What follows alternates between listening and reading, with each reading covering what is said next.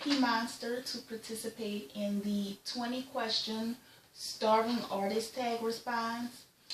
So to keep the video as short as I can, I will try to answer the questions as quickly as possible.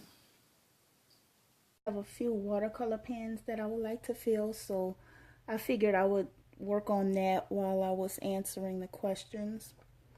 So question number 1 is, what's your favorite experience as an artist? I would have to say my favorite experience as an artist is the feeling of overwhelming satisfaction that I get as I'm working on a piece, as I'm bringing something to life and I'm looking at it and I'm satisfied with it. It just gives me a feeling of accomplishment inside, and it kind of pushes me to want to keep going and to keep getting better at what it is I'm doing. 2 is, what's your least favorite experience as an artist? And I would have to say that that's when I can be a little hard on myself and working on something and feeling like it's not good enough, and then I'll put it away for a while and not go back to it, and it may take me a while to go back to it. So my least favorite experience is that feeling when I'm feeling a little uninspired or I'm just overly critiquing myself. Number 3 is, what are your dreams or goals for your art? And my dreams and goals for my art is always to just work hard and to get better at it. So whatever I'm doing, I would just like to, no matter how good I am, I just would like to push to continually get better at it. 4 is, what's your favorite medium and why? I actually have 2 favorite mediums. My first one would be graphite, and that's because I love to be able to get the finest details I can in my working with graphite. I can do that. And my second one is obviously here, watercolor.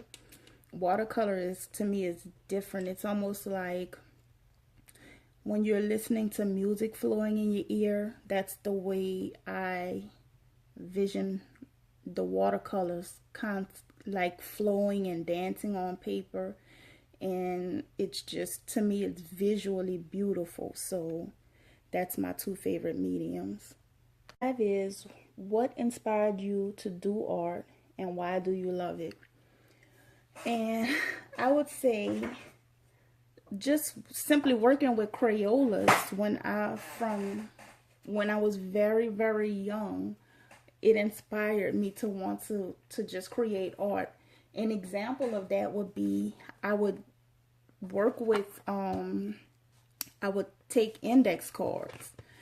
Just simple, they were smaller than this, but I would have index cards and Crayola crayons. And I can remember, get 2 crayons, just taking a few crayons, trying to grab a few, and scribbling color across the paper. I would just scribble, this one's kind of light, but I would just scribble colors like this across my index cards. And then I would take, after doing that, I would take and outline each one until it looked like a design on the card. And I can remember sitting and just doing this for hours. Of course, I'm not gonna sit and do the whole thing right now, but I would sit and do this for hours. And by the time I was done, I would have a whole index card full of Crayola scribbles that would be traced trace the outline with either a pen or a pencil. And the reason I love art so much is because it just feels like it's just a part of me. It's just that part of me that I do love, that it helps me express myself. It helps me to get things out of myself, and I just love it. Okay, number 6 is, what's the favorite piece you ever made and why? And why is it special? And for that, I have, again, that would be two. I have two. One would be this self-portrait that I did in color pencil. I love the outcome of this. I love the details I put into it. I mean, look at the top, the way I did my shirt. I loved how this piece came out. And the second one would be this graphite sketch that I did of my oldest daughter, of her baby picture. And I loved this one. I loved how this is kind of when I was learning how to make something show through the sheerness of her dress. So I love how I was able to accomplish that. So this was always one of my favorites. Number 7 is, who or what are your biggest art influences? I would say that my biggest art influence is the YouTuber PeeMonster, because looking at her art, it's absolutely mind-blowing. And it inspires me to want to push harder and improve my own graphite work. So I would say that she is my biggest art influence. Number 8 is, what did you learn from being a full-time artist? Well, I'm not a full-time artist, but from being an artist, what I did learn is that you do have to work extremely hard in order to perfect your skill. Number 9 is, what do your family and friends think of you being an artist? I don't think that they really say too much. I know that they do support and are proud of what I do, but I mean, it's not really a topic that's really discussed. Number 10, was becoming an artist your childhood dream? If not, what was? No, I never really dreamt of. I've always enjoyed art as a child, but I never really dreamt of becoming an artist. At one time, I wanted to be a teacher, and I actually did do substitute teaching at one point. 11. What advice can you give to people who want to be more artistic or creative?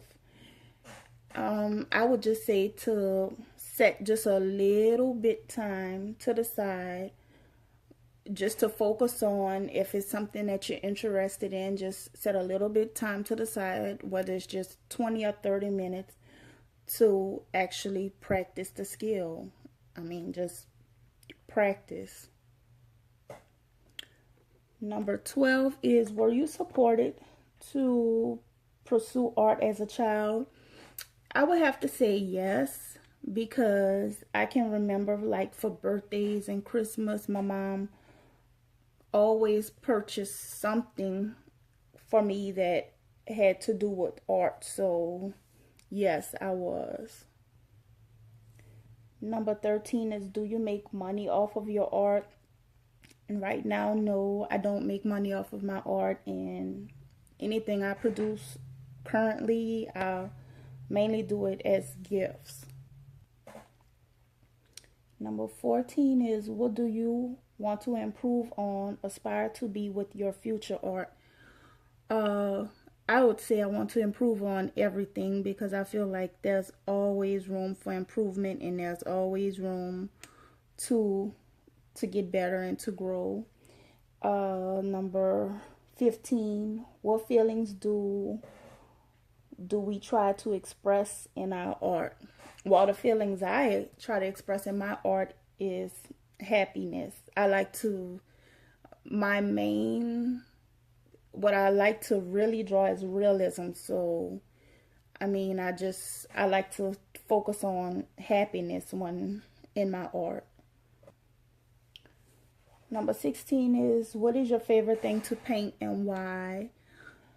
And I would say my favorite thing is people and faces because it shows me how much I am improving and how I am growing in my art. Number 17 says, what's the strangest thing you've painted? I haven't painted anything strange yet, so I haven't gotten to that point yet. Number 18, have you ever been hung up after you started a commission and how did you handle it? Well, right now I don't do commissions, so I'm not to the point where I'm selling my art yet. But if I'm working on a commission and I have a topic that I'm working on, I don't think I would be hung up on it because some stuff that I'm starting on, every now and then I may have a lag, but if it's a specific topic that I'm working on, I think I will be able to push through it. Number 19 is, do you admit that paint smells good? Thankfully, watercolor does not have a smell. Working with, I don't really work with oil paints very much, but it's not nothing that I would really be able to tolerate. Acrylics, it's not bothersome, but it's not all that great to me either. Would you tell your younger self? I would just tell my younger self, Tracy, keep pushing forward. You can do it. So, I mean, yeah, that's basically it. So the person I would like to tag next is Sandy Saves the Day. I think it would be really nice to hear her input. Hope you enjoyed my version of the Starving Artist tag. I really have fun doing it. And now I have to work on completing these pans here. So until next time, guys, thanks for watching. I had to let you see them all filled. Came out nice. This was Daniel Smith, 7 Daniel Smith colors that I was filling. And this set to the back. I filled these pans yesterday, so these should be almost dry. These are core. So yeah. Thanks for watching.